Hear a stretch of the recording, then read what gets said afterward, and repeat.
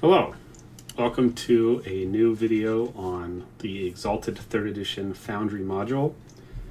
In this video, I'm going to be going over some of the setup you can do with making a new world for your Exalted Third Edition game, and some of the features that will let you set up different items and actors to import different characters and charms and other things that you would need to play the game. So first thing is we're going to look at our modules and go over some of the modules that have support in the Exalted Third Edition system module.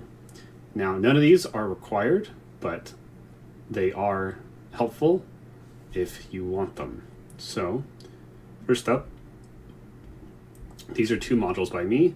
Golden Calibration is a fan version of the Solar Charm set, and it is like an edited version of the Solar Charm set, with the biggest difference being that it is not under copyright, so I can use it for this Foundry module. There's the All Locations map, which is a Wonderdraft map with all of the locations with links to text documents that tell you where to find them in the book. These, J2PA, Token Magic FX, Sequencer, those are for little fun animations you can do in combat. We will get to those in the combat section in a different video. And we have Token HUD. Token HUD is a module built for 3rd edition, or the Token HUD core, and then this Token Action HUD, Exalted Third Edition, is built for this module specifically, and we will get to that. So, other than that, the only other modules I really use are Dice So Nice for Exalted games. So the first thing we're going to do is we're going to import some items. Now, items are anything from charms, armor, craft projects, rituals, merits, anything that you have more than one of. So let's start by importing some charms with our charm import feature. Now what the charm import feature will do is it will let you import charms from the book. We're going to paste some text in here. Just copy the paste directly out of your Exalted 3rd Edition PDF and paste it in here. Then, once you've done that, determine what charm type you want. In this case, we are importing some charms from the White Reaper style martial art.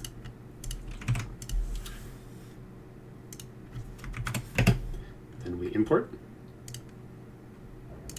You can see that it has turned this text into proper objects. Now, what we can do, so now we've gone into here, you can see that it has put in the keywords, prerequisites, the requirements, and the moat costs. But we will have to do some stuff manually for full charm support. This charm specifically, Falling Scythe Flash, has an effect where if you use a withering attack, Falling Scythe Slash doubles the martial artist's strength rating for calculating its raw damage. So what we can do is we go into here. This is the dice tab, Falling Scythe Flash. We scroll down here to damage.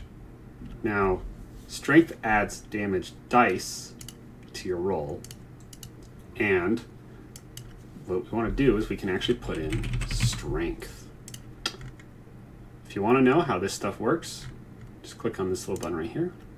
It'll tell you how the various calculations will work. So you can put in various calculations for the formula. This uses a proprietary formula for calculating bonuses. For example, if we wanted to say add parry to our attack roll, we could do that.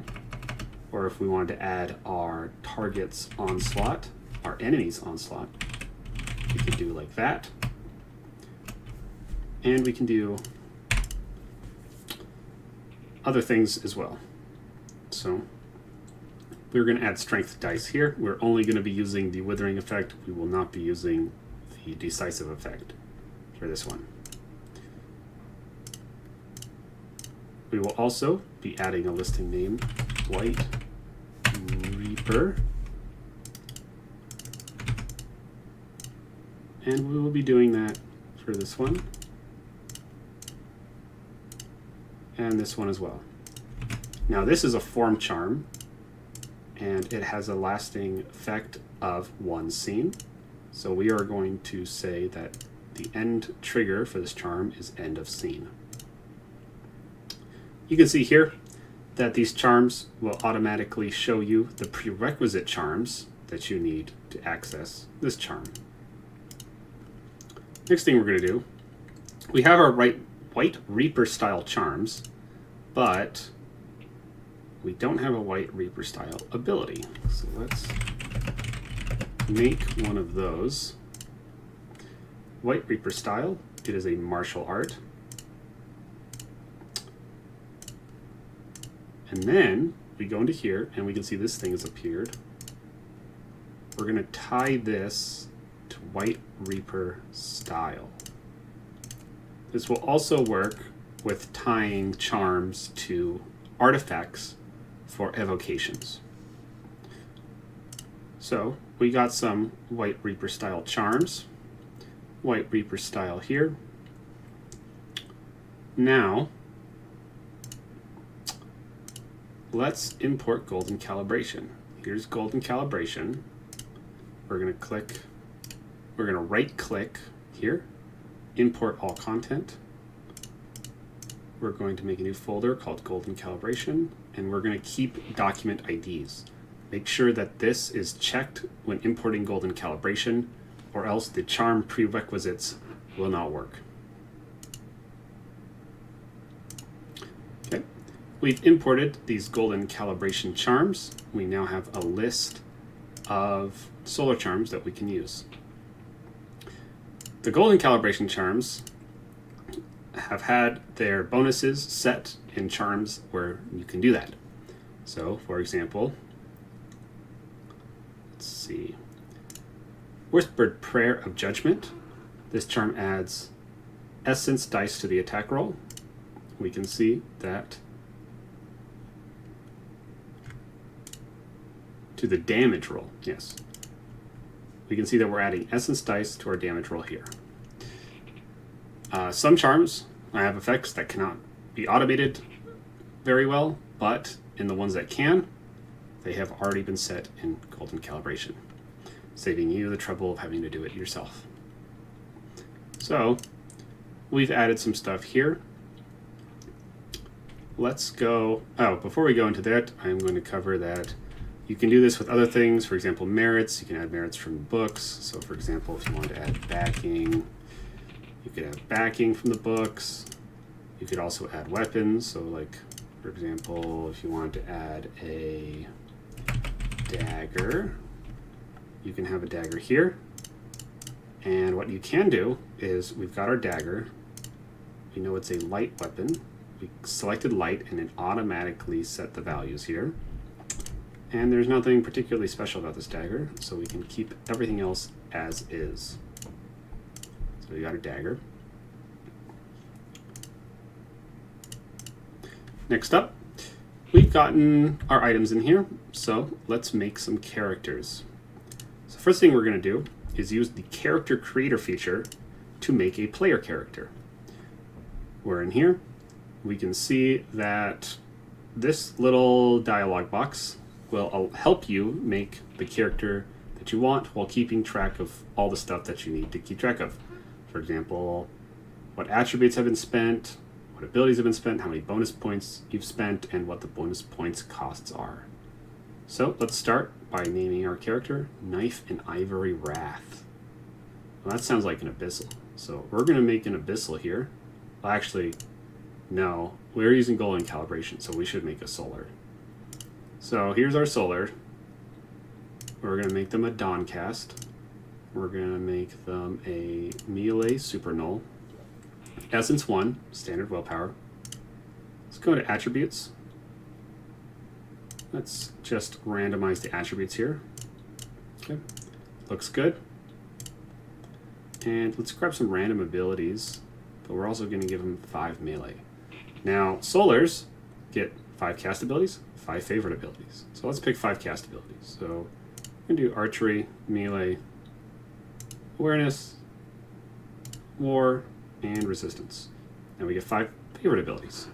We're going to pick presence, occult, investigation, integrity, and craft.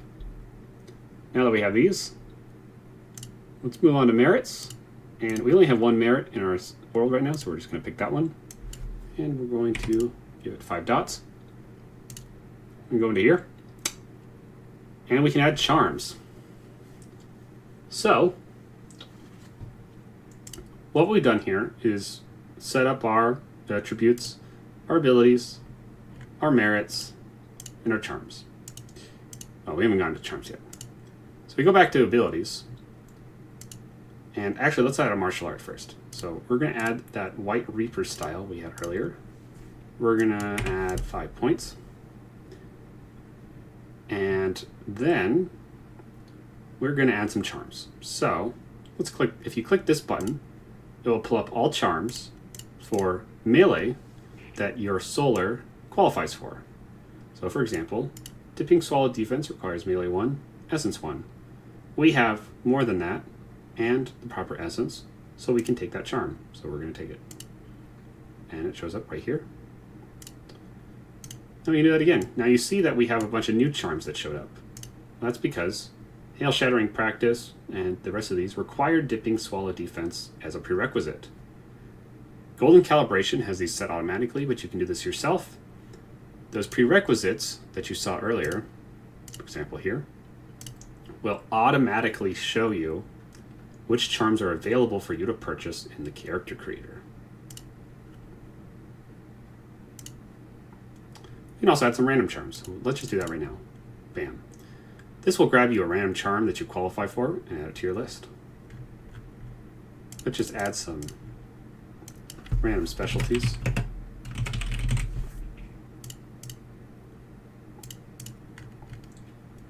Let's go back here for a second, and we can see that we've spent more bonus points than we have, but we're not going to worry about that for this one. We can see that we've taken 4 charms and 5 points of merits and 4 specialties, as well as a bunch of abilities, which is why our bonus points are so high.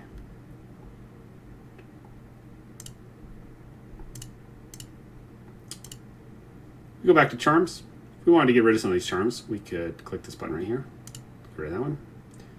And let's add those martial arts charms that we made. So we've got 3 martial arts charms. Let's add that one. And we're just going to add the other 2. So now all 3 of those martial arts charms are now part of our character. What it does is it checks this martial arts section and then checks which martial art this charm is tied to. If it's tied to a martial art that you have in your list, then it will let you take those charms from that martial art. Let's just add some general intimacies.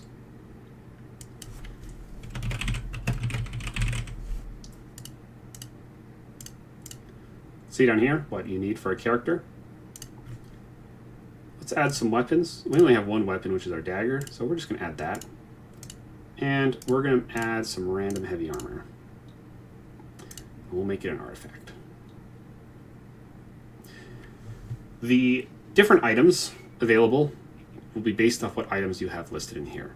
You can use the charm importer to also import different items. So for example, armor, shaping rituals, items, merits, weapons, and spells are all available for you to import just by copy pasting them in here. You'll also even set the tags. Oh, tags. I completely forgot. If you open up your dagger and click this icon right here, you can set the tags of your dagger.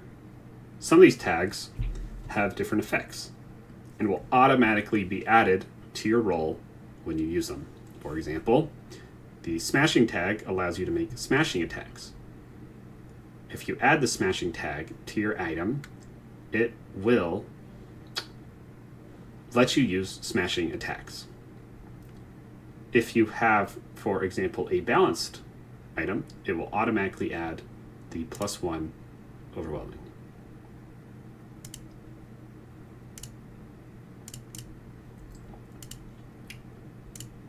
Now that we've done all of this for our Knife and Ivory Wrath, we're going to make the character. So, before we do that, if you are in the middle of your character and want to leave, make sure to click this save button. It will save the character to this chat card, and then you can come back to it later. Let's make the character. Knife and Ivory Wrath. We now have our character. We can see that the various abilities and attributes, charms, daggers, and some artifact armor have been added to this character.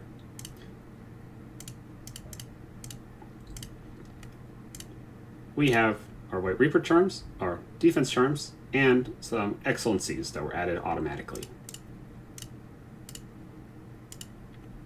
You can see as a solar, we are resonant in everything, dissonant in nothing. Our derived stats such as resolve and guile, and our motes have been automatically calculated. We have 6 committed motes because we are using heavy articulated plate, which is heavy artifact armor. You can see here that things are a bit cluttered. That's because character creation is on. Character creation mode is on. Let's turn that off. If we go up to settings here, we can see various things that will control stuff with your character. For example, do you have aura? Dragonblooded have aura. There's also a way for sidereals to get it, but we do not have that for our solar. Are we sorcerer? We are not a sorcerer, so we're going to turn that off. We do have anima. If we were a mortal character, we could turn this off. Show craft fields. We will do that for this example, but our character would normally have this unchecked. Default tier 1 stunt bonus on rolls. This will default to a tier 1 stunt on every single roll. Right now it will default to nothing. And we don't have war striders, ships, or escorts, and we don't have 10s for ability caps or attributes. So we're going to ignore that. Also, if you are playing a sovereign, you can change your banner at max anima to transcendent if you have that particular charm. Let's save this. So we've gone into here and done that. And make sure to turn character creation off. Once you do that, you can see that it cleans up the sheet nicely. We're also going to grab a general token for our character. Let's grab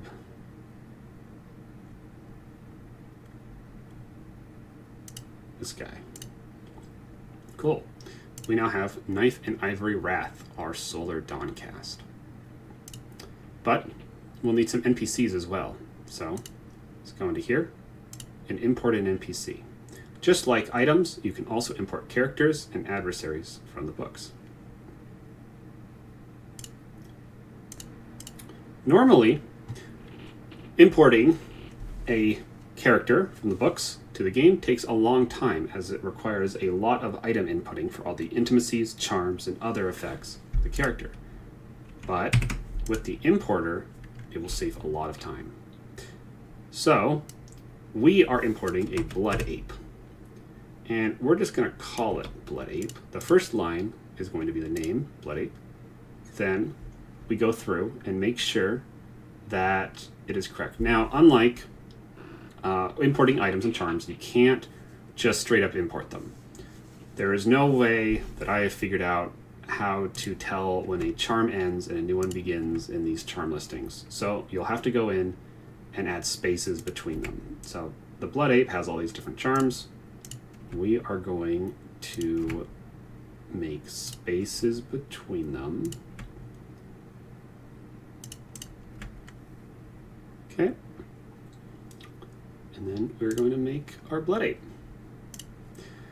And we pull this up, and we can see that we now have a Blood Ape.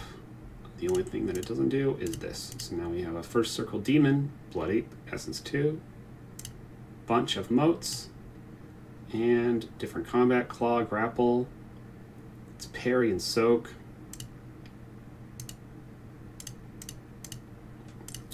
and all of its charms.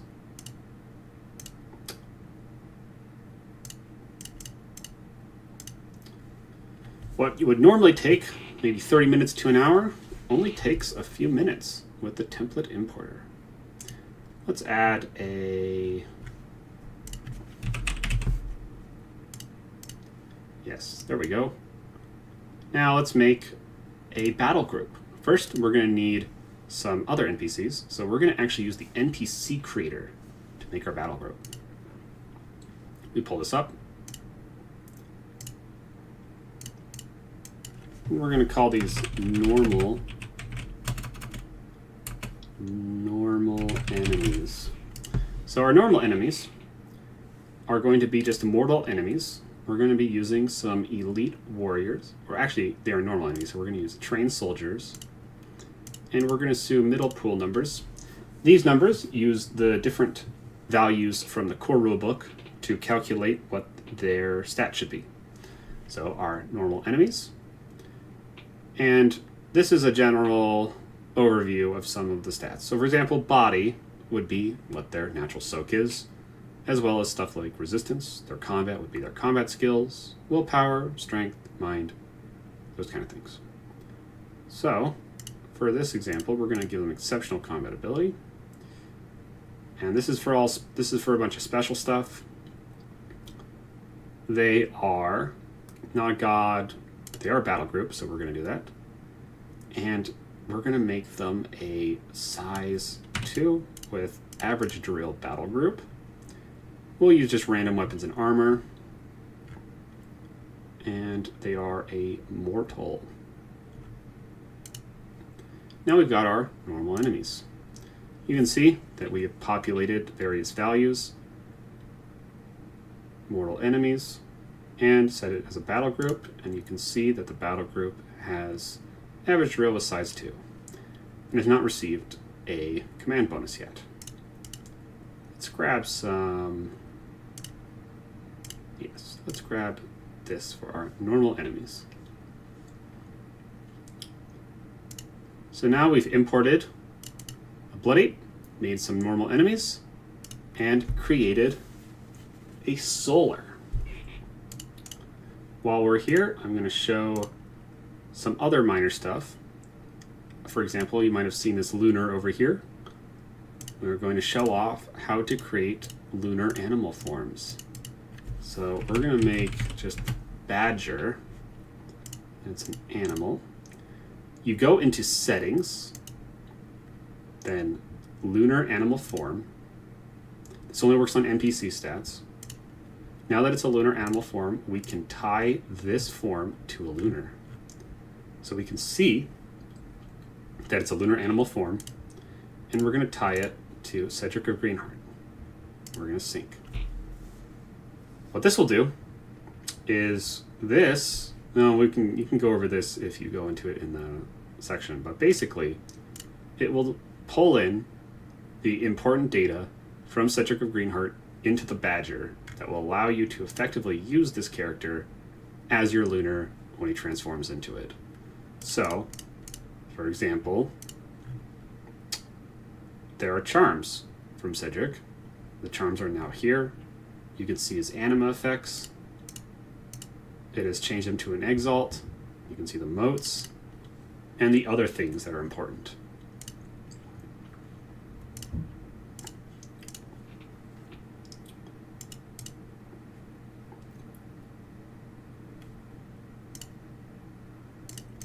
Now that we have our characters in here, I'm going to show just a little bit of what you can do with charms. You saw a little bit of this earlier, but I'm going to show off just a little bit more. So we can see here that we have a dice excellency. If we make a roll, like let's say just a melee roll, you can see that our character is very good at melee and he has a dice cap of 10. Let's add a charm. Let's add an excellency. add dice excellency. We're going to add 5 times this excellency, which will add 5 charm dice, and you can see the dice were added here. If we decided we only wanted to spend 3 dice, we can edit that as well.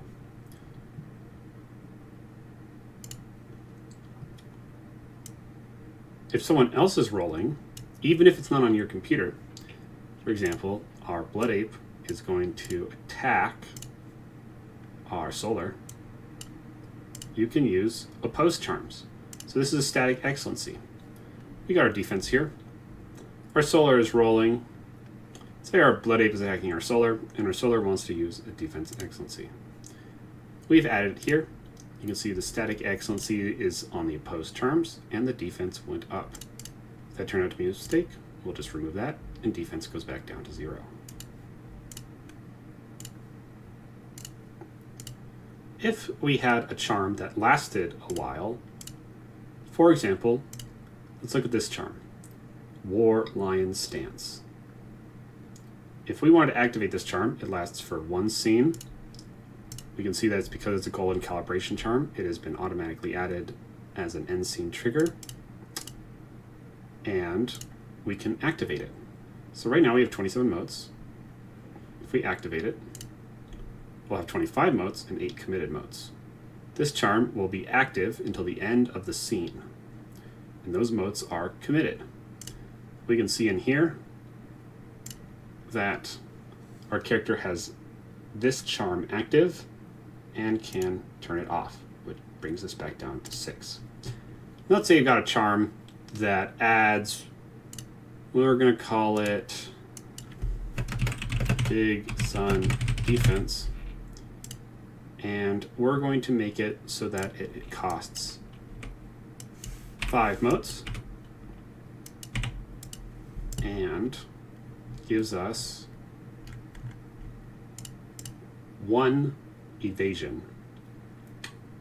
To do that, we go into this tab, we go down to active effects. Active effects are effects that are persistent on your character. Now, stuff like the excellencies only affect 1 roll, so you add them to the roll and then they're done. But active effects are for things that last longer than that. So let's add a new effect. We're going to call this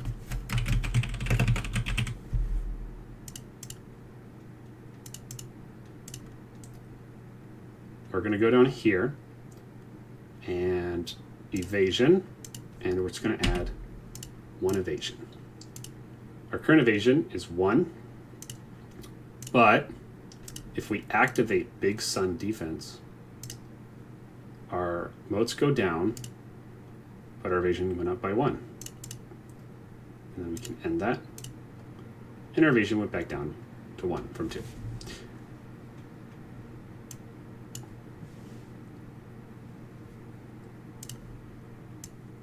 Something to notice is that our anima has been automatically going up as we've been spending charms.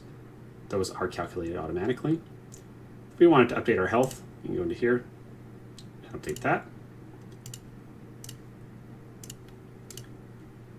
A lot of these charms are useful for things like combat. We will not be going over in-depth stuff for rolls. This will just be covering setup for character creation. But there will be another video on combat eventually. Let's go to here. Before we move on, something that has been very popular with people is just some fancy color changes. So if we want our solar to feel more solar-y, we can change these values. The other thing we can do is there are various backgrounds available. Let's change it to this background. Actually, it's a solar. We're going to change it to a solar. Change the backgrounds, you will have to reload your page. And now our character has a little sun background.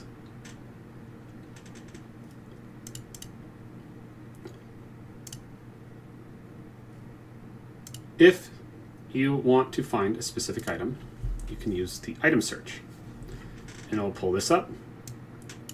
And let's say our character wants to find a charm from Brawl. That's Essence 1. And our brawl is only 2, so let's see if we can buy any charms. Looks like we don't have any charms we can buy. What about 3? Here we go. So, looks like we would need 3 dots to buy a lot of these charms. So we're just going to give him a 3rd dot here. And we're going to grab Ferocious Jab. Drag that over. We now have Ferocious Jab. And it enhances a brawl attack. One of the things about golden calibration is that this stuff has already been added. Essence dice.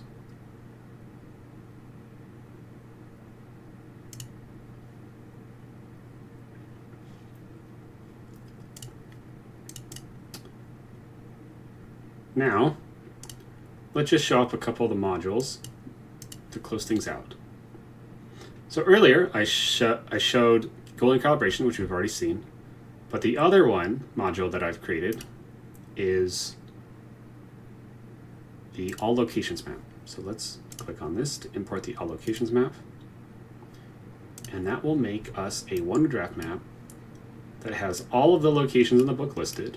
Now these are not 100%, or even some of them are not even fairly accurate, but they are the best effort in order to place these on the map. A lot of these you can move around if you wish.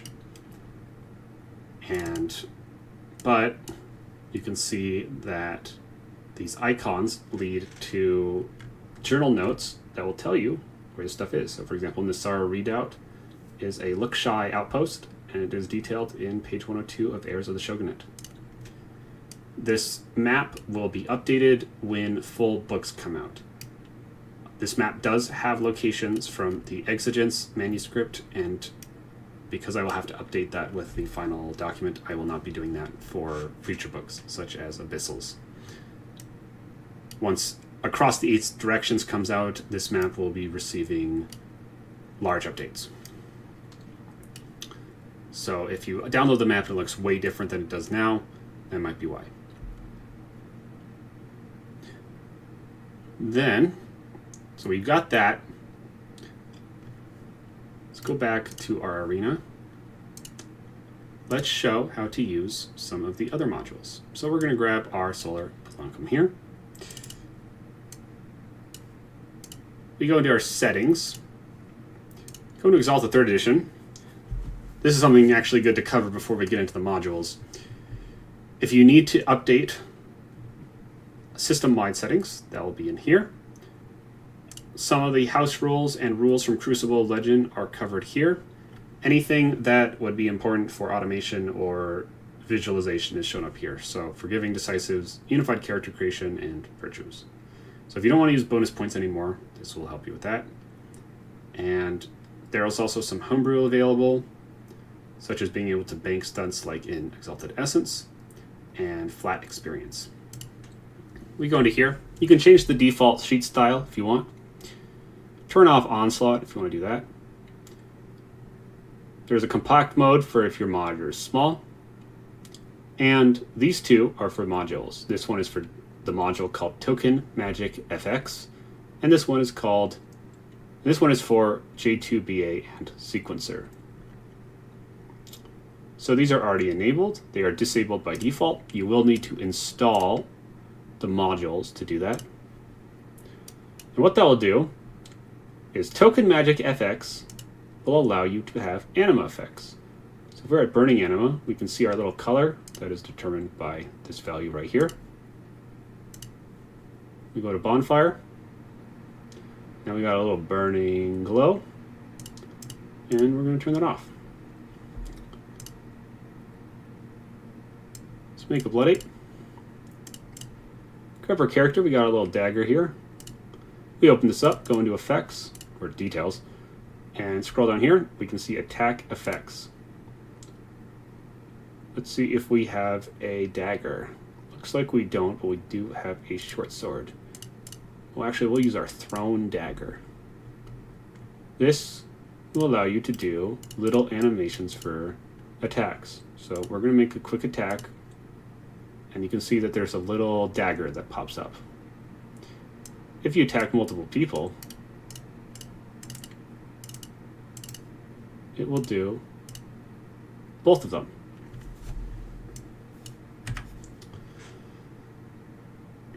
And that's just a little bit of fun. You can also set your own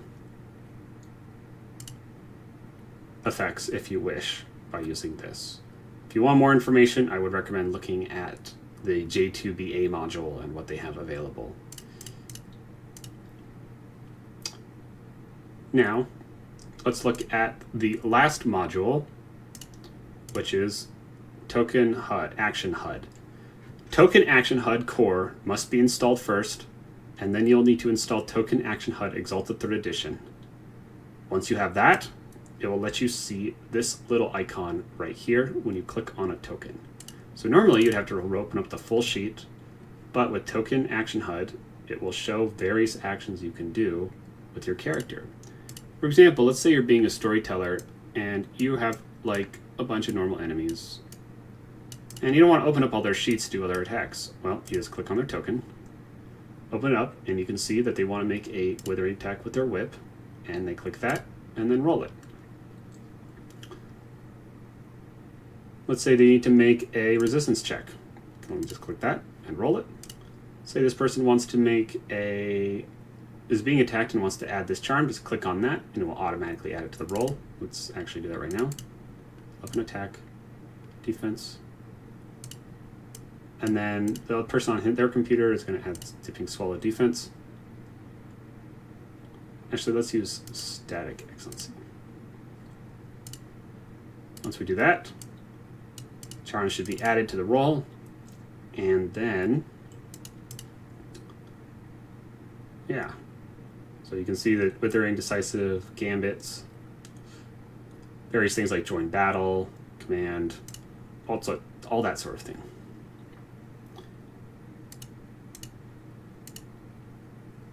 And that is the setup section for the Exalted Third Edition module. It is a very extensive module. There are a lot of features, but it is a very complicated game. With these different features, it should make it much easier for you to set your game up and run it. Hopefully, I will be able to get a video out going over some of the combat stuff. There is a previous video using version 1.5 that is a bit of out of date, but it should still serve fairly well for determining how to run some of the combat stuff. You can see here that some of the dice have been used.